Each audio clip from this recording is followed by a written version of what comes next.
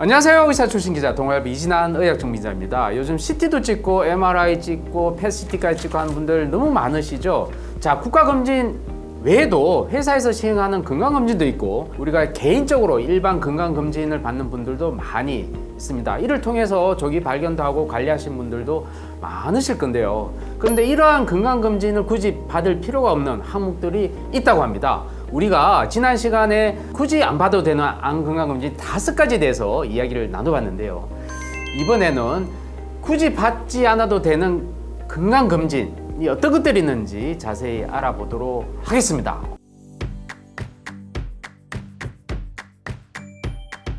안녕하세요. 네, 안녕하십니까. 소개 부탁드립니다. 네, 가톨릭대학교 서울성모병원 가정의학과 이재호 교수입니다.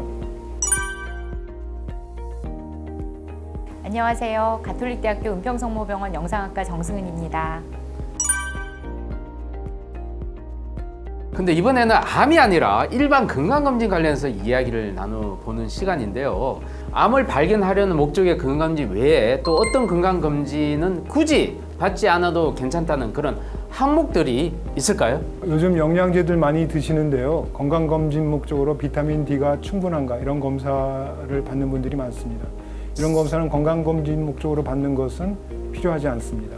최근 전 세계적으로 비타민 D 검사가 증가하면서 비타민 D 결핍 또는 부족이 대유행을 하고 있습니다. 이는 비타민 D 결핍의 기준점이 과도하게 높게 설정된 것에 기인하거든요.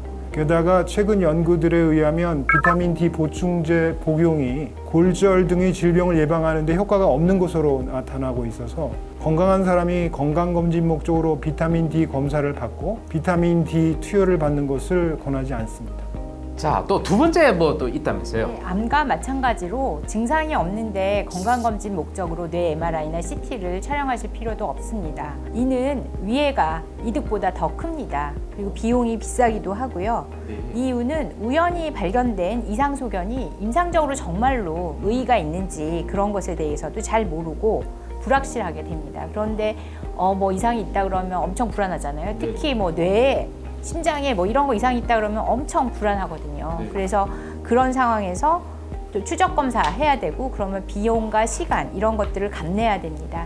그런데 두통이 있거나 어지러움증이 있거나 감각 이상이 있을 경우에 검진을 받으실 게 아니라 이거는 진료를 받으셔야 됩니다. 그래서 늘 말씀드리지만 검진하고 진료하고는 완전히 다른 것인데 내가 어디가 아프다고 해서 한번 쫙 검사를 해보자. 그거는 검진이 아니라 진료를 받으셔야 되고 증상에 맞도록 진료를 받으셔야 합니다. 굳이 안 해도 될 건강검진이 또 있다면서요, 교수님? 어떤 게 있을까요? 노인분들의 경우는 증상이 없는데 일상적인 치매 건강검진을 권고하지 않습니다. 노인성 질환에 대해서 두려움이 커지고 있기 때문에 조기 진단 받으시려는 분들이 많지만 치매에 있어서는 조기 검진을 권고하지 않는다는 사실은 기억해 둘 필요가 있겠습니다. 치매의 대표적인 질환인 알츠하이머 병의 경우 질병 예방이 아직은 가능하지 않은 점을 고려하면 선별검사, 건강검진의 의미가 낮을 것으로 보입니다. 조기 검사를 하는 게 나는 되게 좋을 거라고 생각했고 그래서 많은 병원이 조기 검진하라고 막 유혹하지 않습니까? 근데 이게 진실이 아니네요. 참 고민이 많네요. 끝난 거죠? 또 있습니다. 또 있어요? 네. 심혈관 위험도가 낮은 사람에게 건강검진 목적으로 관상동맥 CT는 권고하지 않습니다. 관상동맥 CT 혈관 조형 검사는 정확하다고 알려져 있는데 일반적으로는 정확을 지나서 조금 더 예민하게 협착을 생각합니다. 그런데 그래서 만약에 이제 중등도로 있다 그렇게 하면 또 혈관 조형 직접적으로 해야 되는데 사실은 그 경우에 아닌 경우가 많고요. 정도의 아주 약한 심장 동맥 협착은 임상적인 의의가 적고 오히려 검사로 인한 방사선 피폭도 있으며 그런 경우에 이제 무증상 성인에서는 건강검진 안 하는 것이 더 좋을 것 같습니다. 마지막으로 중요한 게 하나 있습니다.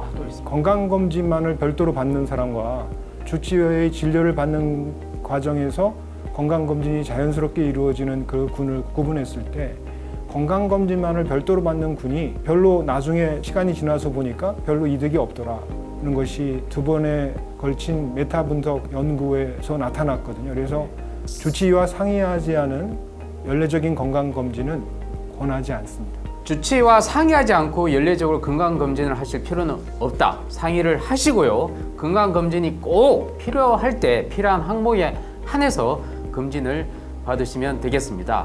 자, 우리 지금까지 말한 이 내용은요, 대한민국 의학한림원에서 슬기로운 건강검진 권고문에 담겨 있는 내용들입니다.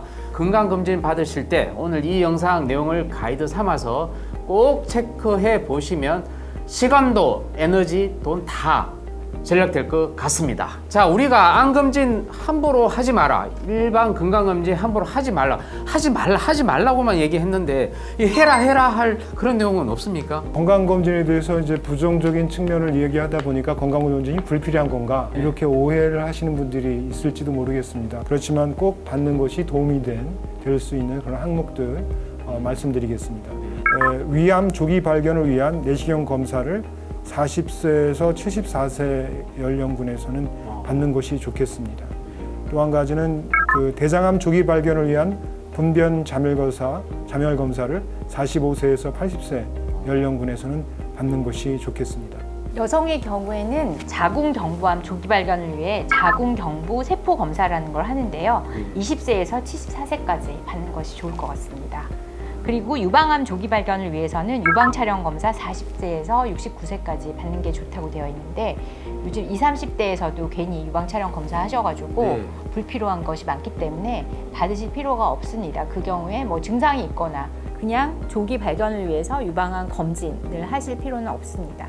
그리고 간암 고위험군에서 간암 조기 발견을 위한 간 초음파 검사와 혈액 검사를 40세 이상 연령군에서 하면 되겠는데 간암 고위험군을 내가 좀 술 좀 마시니까 간암 고위험군일 거야 이렇게 막연히 추정하는 것은 아닙니다. B형 간염 바이러스, C형 간염 바이러스, 만성 간염 또는 간 경화의 환자군을 특정하고 있습니다. 음주 좀 한다고 고위험군이라고 생각해서 간 초음파 검사와 혈액 검사로 간암 조기 검진을 위한 건강 검진을 받는 것은 적절하지 않은 것이죠. 또 한 가지는 폐암 고위험군에서 폐암 조기 발견을 위한 저설량 흉부 CT 검사를 50세부터 80세 사이 연령군에서 권고할 수 있겠습니다. 네, 이들 검사는 조기에 암을 발견하는 데 큰 도움이 되며 이를 통해서 현재 암의 5년 생존율을 높이는 데 큰 도움을 주고 있다고 합니다. 마지막으로 한마디 좀 부탁드리겠습니다. 우리나라처럼 건강검진을 전 국민을 대상으로 국가가 나서서 행해주는 그런 사례는 세계적으로 찾아볼 수가 없습니다. 또한 건강검진이 모든 병원에서 이렇게 건강검진 센터를 운영하면서 건강검진이 전 국민을 대상으로 이렇게 이루어지는 나라는 없습니다.